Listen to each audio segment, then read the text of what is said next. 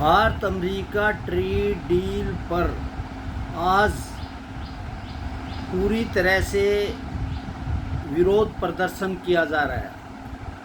आपको समझना होगा, ये वही गैंग है जिस गैंग ने 750 किसानों को बलि का बकरा बना दिया और उसके बाद उन्होंने पंजाब में चुनाव लड़ा और उस चुनाव में 80 सीटों पर इनकी जमानतें जब्त हुई। एक बार फिर इनका राजनीतिक एजेंडा है, ट्रेड डील से इनका कोई लेना देना नहीं है, किसान हित में इनका कोई लेना देना नहीं है, क्योंकि पंजाब में होने वाले विधानसभा चुनाव के लिए गुरनाम चुड़ूनी, राज्यवाल, वीएम सिंह, जिन्होंने चुनाव में किसानों ने रिजेक्ट कर दिया, इनको एक तरह से बाहर कर दिया, आज भी किसान समझते हैं इनका एकमात्र एजेंडा है, ये कहे देश बचाओ की बात नहीं, ये विधायक बनने का भी आम मोर्चा है। इन्होंने कभी किसान हित में कोई फैसला नहीं किया, जबकि इन्होंने किसानों की उन्नति के लिए, कृषि सुधार के लिए, बाजार के लिए, कमोडिटी एक्ट के लिए या जो मंडी में लूट हो रही है उसका खिलाफ इन्होंने कभी मुद्दे की बात नहीं की।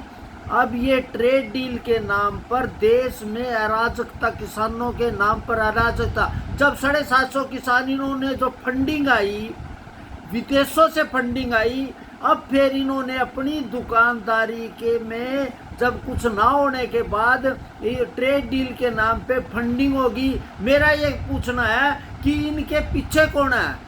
जब 3 कृषि कानून में इनके पीछे जो पॉलिटिकल पार्टी थी, अब भी पॉलिटिकल पार्टियों से राजनीतिक एजेंडा है। 3 ये जो भारत इंडिया ट्रेड डील है, इनका एक ही मकसद है, किसी तरह से विधायक बनना और चुनाव में अपना हित करना। इनका किसानों, ये जितने भी आदमी हैं आप इनको देख लो, इन्होंने चुनाव में लोगों को इनको जूते मार के बाहर निकाला, इनकी जमानतें जब्त कर दी। और अब एक बार फिर ट्रेड डील में इनको ये बताओ कि उस ट्रेड डील में क्या लिखा है, क्या समझौता लिखा है, क्या बातचीत हुई है। उस पर हवाई बातें करके नफरत फैलाकर एक तरह से अपनी राजनीति चला रहे, और किसानों को इससे सावधान रहना पड़ेगा।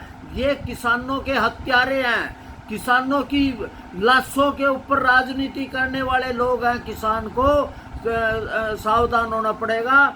आप अपने मुद्दे की बात करो सरकार से, ट्रेड डील पर अपने मुद्दे की सरकार से बात करें, मांग पत्र रखे कि ये बातें होनी चाहिए। लेकिन जिस तरह से डेथ सर्टिफिकेट करना, किसान बर्बाद हो जाएगा, ये बर्बाद हो जाएगा, ये जो अफवाहें हैं, ये जो अपीलें की जा रही है, वो देश के लिए भी हानिकारक है, किसानों के लिए भी हानिकारक है। और इनका तो पूरा इतिहास है, इन्होंने किसानों की लाशों पर राजनीति की। इसलिए मेरा है कि इनकी अफवाहों में ना आकर आप अपने विवेक से सोचें और इनको कहें कि ये राजनीति करना किसानों के नाम पे बंद किया जाए।